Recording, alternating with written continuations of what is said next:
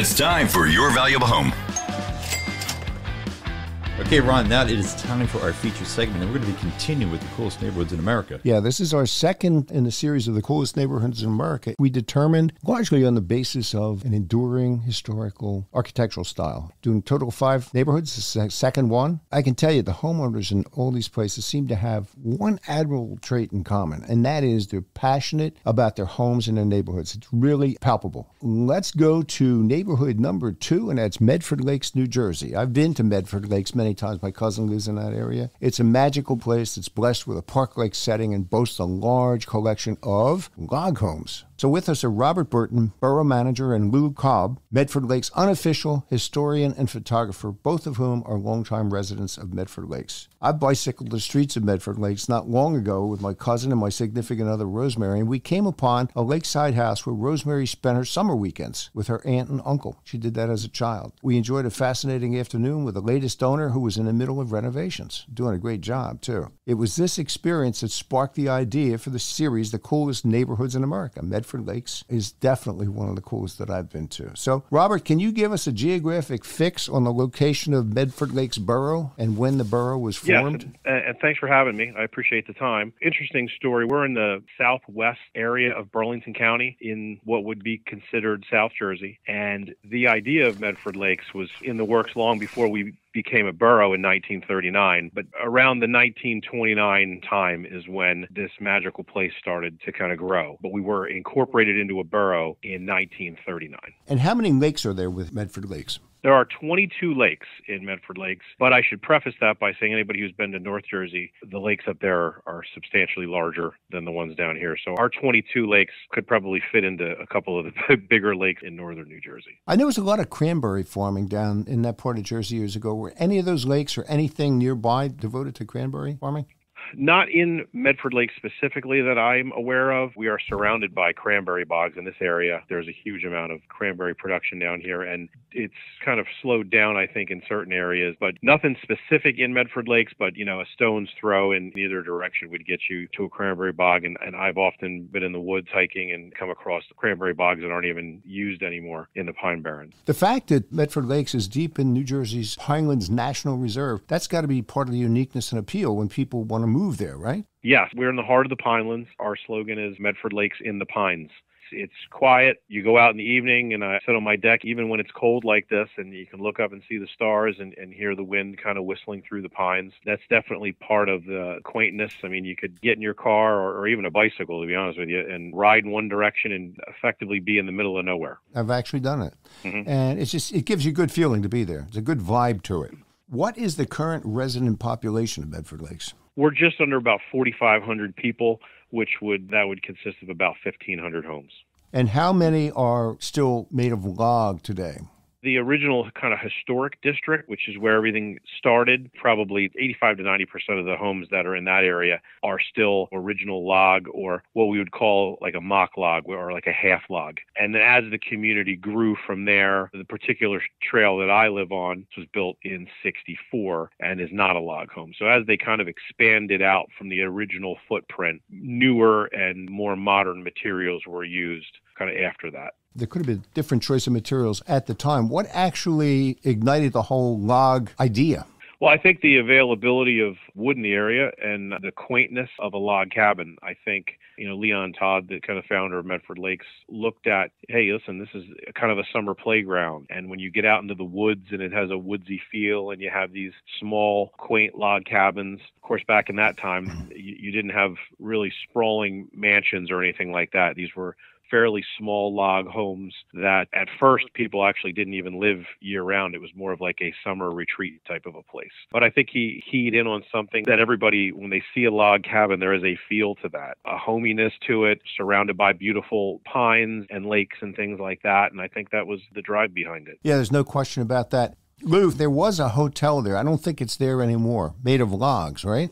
Yes, the Log Cabin Hotel, which ultimately became Settlers Inn in either the late 70s, early 80s. But the Log Cabin Hotel is where we actually stayed when we moved to Medford Lakes in 1965. They had little rooms at the top, a fascinating place to stay overnight, and then it was, after that, just a restaurant. They had some crafters lofts that took over the hotel rooms. But Settlers Inn was just a restaurant for a number of years before it burned down in 1998. So there's no hotel there now? No, it was replaced by P.J. Whelihan's. The lot was vacant for a few years, and I believe around '03 or '04 is when PJ's went in there.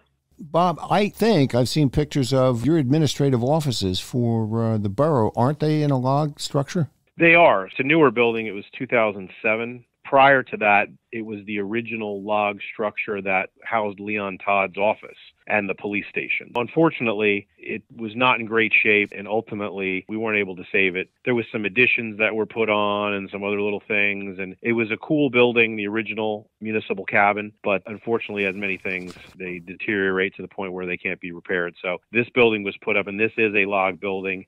And I should also point out that PJ's is also a log building. So the PJ's Whelihan's that sits where Settlers Inn was, that was required to be replaced when Settlers Inn burned down. You know, whoever was going to go into that property had to put a log up. That was part of the ordinance of Medford Lakes, that had to be replaced by a log building. PJ's did a pretty nice job. It's a nice building.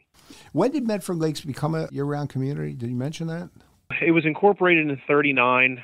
In the mid to late 40s, and Lou will correct me if I'm wrong, but I believe it was around that time that you had small houses popping up that people were staying here, year round. Just a kind of a quick side note, back almost 20 years ago, there was a barber in downtown Medford who I used to go to all the time, and he was an old timer. And he said, growing up in the early 50s, I think he said, you knew how many people were living in Medford Lakes.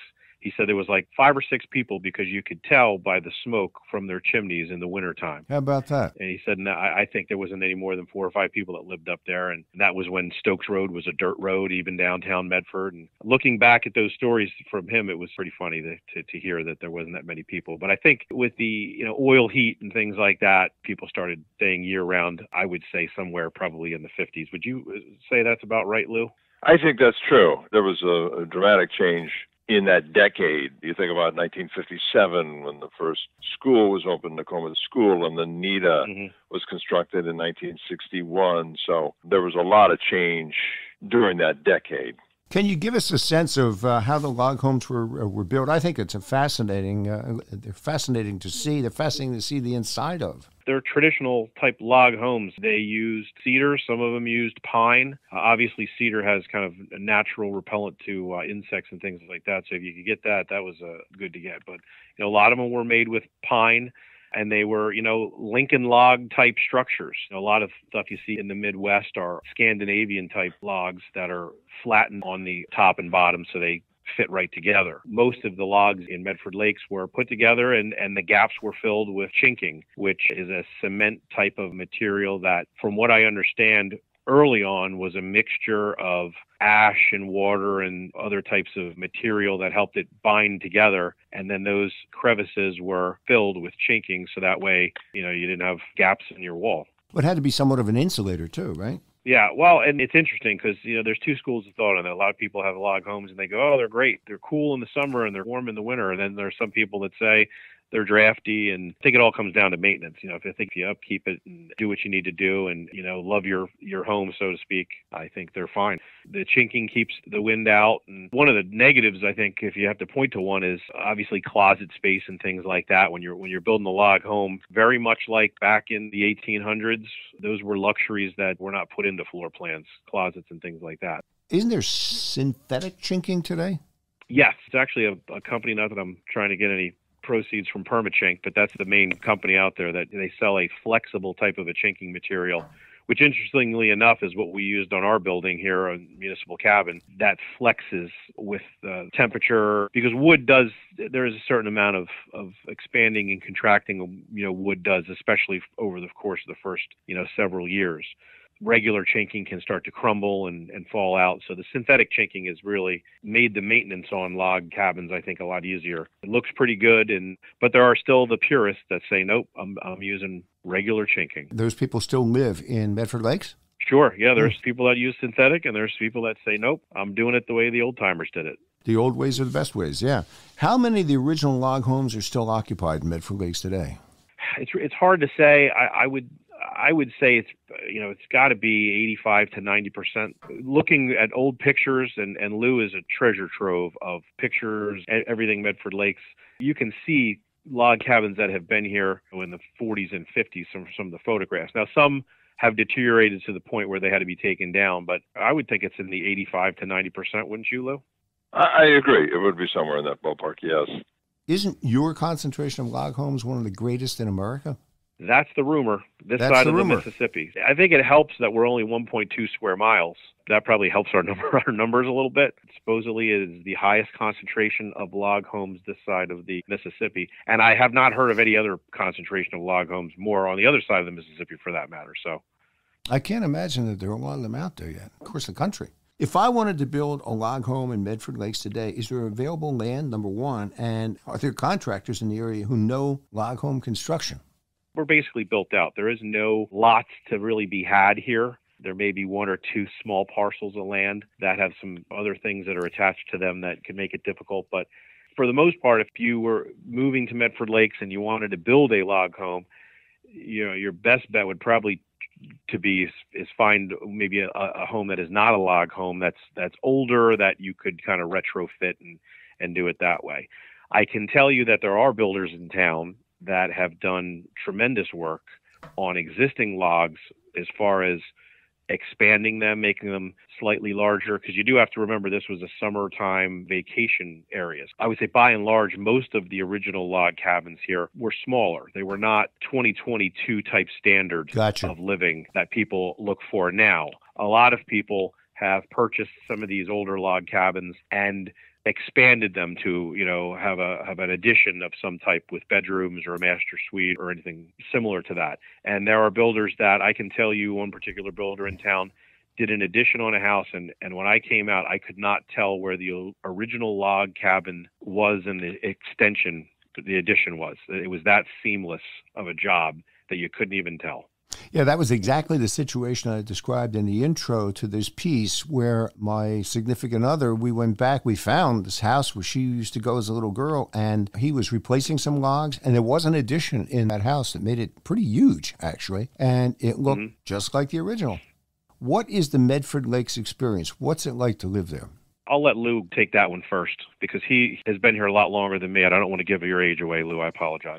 But, we've been friends for 15, 20 years almost. Something like that. Yeah, and he was here before that, so go ahead. Well, I sort of give my age away by saying that we moved here in 1965, and I was in 7th grade, so you can figure that out. But it's a remarkable town. It's interesting that my mother was in real estate for 40 years in this area, but my father found the house, and they both fell in love with it immediately because of its uniqueness, its small-town flavor, its all of the attractions that most people that live here today and those that have moved away will say it is the most idyllic setting to raise a family. There's just so many activities. We're close to major cities, Philadelphia, New York, an hour's drive from the Jersey Shore. But there's so much to do right here that you don't really need to leave. I mean, you can vacation, as Leon Todd established back in the 1920s, and have a wonderful experience right here. We made reference to Canoe Carnival earlier. Canoe Carnival started back in 1928, and we just had the 90th event this past summer. It's hard to explain. I've tried to do that before. You really need to go on YouTube and type in Medford Lakes Canoe Carnival to really see what it's all about. But in essence, it's building floats on 2 canoes or 1 canoe and paddling around our largest lake, Lower Etna. Sports is phenomenal here. We have a building that I've often referred to as the world's greatest little sports arena is Vaughn Hall. And the kids are just getting started with basketball. So that goes on for a couple of months. There's spring sports, fall activities. We have the fall festival. We have every year the school events that go on, that like the 8th grade dance that you wouldn't see in any other town. I could go on and on. There's just so much that makes Medford Lakes special. And in so many ways, it hasn't changed in the 57 years that I have been here, where small town America has continued to thrive and in many respects has not changed, and that's what makes it so special. And I'll add to that with summer camp. Summer camp really hasn't changed. That's something that has gone on here for eons, where there's all kinds of activities, Kids ride their bikes to school here. That's another biggie. We don't have busing here. The Iron Men and women, I should say, of Medford Lakes ride their bikes year round. I mean, there's kids that you'll see them in the snow because they won't be able to say they rode their bikes to school every single day of that particular year. But yeah, so there's no busing. And I'm looking out the window of my office right now, looking on Ballinger Lake and looking at the Lions Christmas tree that was just put in here a couple weekends ago. That is a tradition. That's a fantastic tradition. When you ride down Stokes Road, leaving Medford and entering Medford Lakes, the first thing you see on your right-hand side is a beautiful lit Christmas tree. The Christmas tree, yeah. In the middle of a lake. Yeah, I mean, that sums it up too.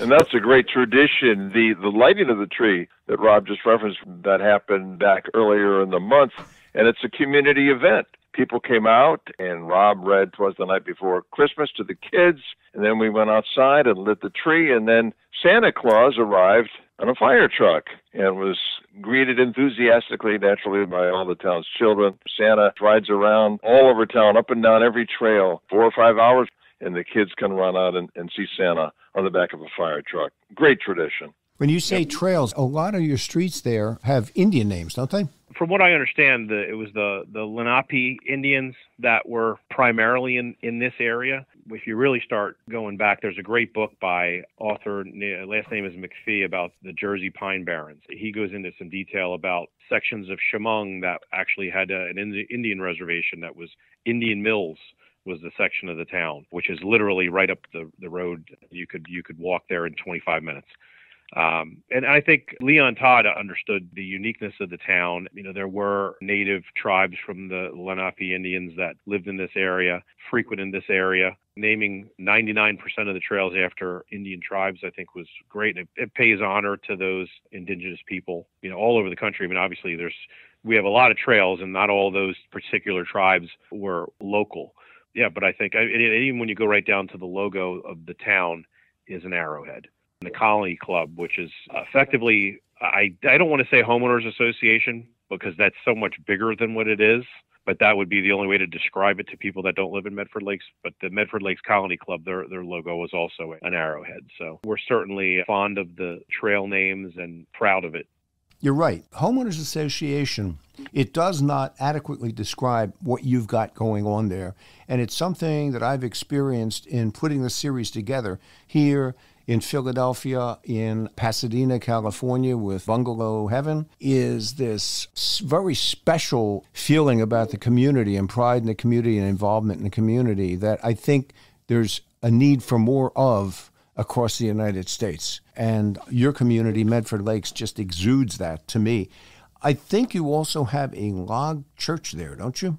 Yes, there were technically 2 churches here. There's Cathedral in the Woods, which just made it on the National Historic Registry, I believe, in 2020. And prior to that, I think 10 years before that, St. Mary of the Lakes Original Church, which is now, I believe, owned by the Protestant Church, when St. Mary's built a new church in Medford Township in the 70s, I want to say. But that building is also on a National Historic Registry. Lou, if you want to add anything to that, you probably know a little bit more about that than me. The phenomenal church is also adjacent to Leon Todd Memorial Park, which was constructed back in 2011 on the 10th anniversary of 9/11. And it's really something to experience and to visit for people that come to town and stay with relatives and friends, or just if you live here. And we have a ceremony there every year, and it's adjacent to the church. And it's quite moving. And Rob mentioned the arrowhead. There's the shape of an arrowhead that's right in the middle of this memorial. It's really an incredible park that everybody here really appreciates. The aerial shot of it, you can see the arrowhead if you look at an aerial shot of it. It's beautiful. I can tell you for a fact, my cousin, she's moving. Her husband died about a year ago, and she's moving to a smaller house, and she loves Medford Lakes. They're right on the edge of Medford Lakes, across from the golf course. You have your own onboard golf course there, too, which is another plus, I think. That's right. And she wants to stay in Medford Lakes. So I think you suggested a realtor for me, and I passed that on to her. So listen, it's been absolutely fascinating to me. It was fascinating putting it together. Lou, thank you very much. Thank you for all your help. Thank you for your expertise, and thank you, too, for living in Medford Lakes. It sounds like a beautiful place to be to me. It is indeed. Thank you both. That's this week's podcast. Your Valuable Home comes to you every week on the new Pod City Podcast Network, Apple Podcasts, and all other popular podcast directories. If you want us to share your home improvement project or horror story, email me at kevin@yourvaluablehome.net. That's kevin@yourvaluablehome.net. And don't forget to tell your friends and family about Your Valuable Home, the weekly podcast that's all about building wealth in residential real estate and hiring the right contractor to do the right job at the right price.